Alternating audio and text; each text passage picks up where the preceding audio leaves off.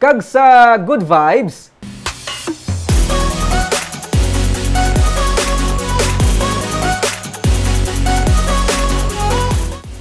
nagsugod na ang Sinigayan Festival sa Sagay City nga magalawig tubtob sa Domingo para sa mga Sagaynon. Triple ang selebrasyon bangod sang nabaton nga international awards ang syudad kag sang isa ka Sagaynon. May report si Romeo Sobaldo.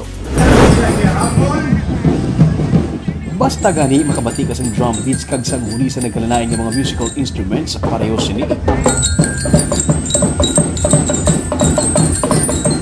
May parada. Ini na, apatimaan sang kapistahan. Liwat ini nga nabatian sang kahapon sa plaza sa Sagay City sa liwat kapag balik ng Sinigayan Festival sa ika-27 nga tuig. Matapos ang 3 ka tuig nga pagpahuway bangod sa pandemic. Halos tanan-tanan nga sektor nag-upod sa parada kag well represented. Pati indigenous tribe nag-upod sa pagbukas sang kapistahan. Matapos may baluan sang guest speaker nga si Senator Francis Tolentino nga sang sinigid lamang ginkilala ang Sagay City sa Tourism Convention sa Berlin bilang top 2 para sa Nature and Scenery category kag the People's Choice Award sa Top 100 Green Destination Stories sunod sa senador. Makabig nga blessed ang syudad bangod sa bugay nga nahatag sa syudad kag sa pagtipig nila sa dunang manggad. Nakikita ko po Sagay is a blessed community. You are blessed. Palakpakan niyo po yun.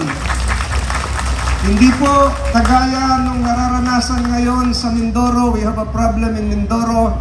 9 municipalities, including the municipality of Taytay, in Palawan, including the famous Verde Island Passage in Batangas, is now being contaminated by an oil spill. Pero kayo po, ang daming awards nandito po about marine life, about the environment given by the international community. Siguro po, yun ang dapat ipagmalaki natin. Sunod sa kay Mayor Narciso Javelosa Jr., makabig nga Thanksgiving ang kapistahan. Kaya magluwas sa award nga nabaton sa syudad, ang Sagaynon nga si Julie Oichat nga nanging kampiyon sa 7-continent marathon in 7 days.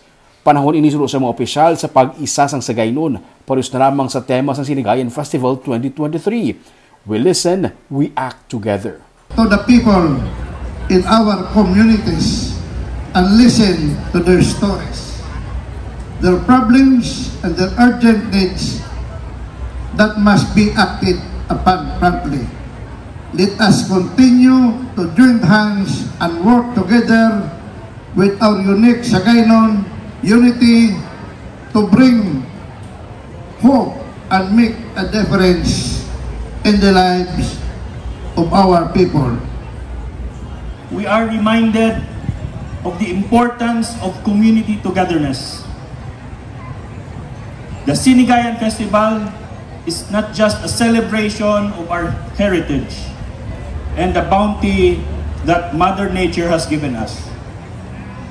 It is also a testament to the resilience of our people and our ability to come together in times of need. Ginpangbuksan man ang mga festival villages sa syudad. Ang Taliambong Food Festival Village, Happy 27 Sinigayan Festival, Sagay City! Ang Dagway Sagay Arts and Culture Festival Village,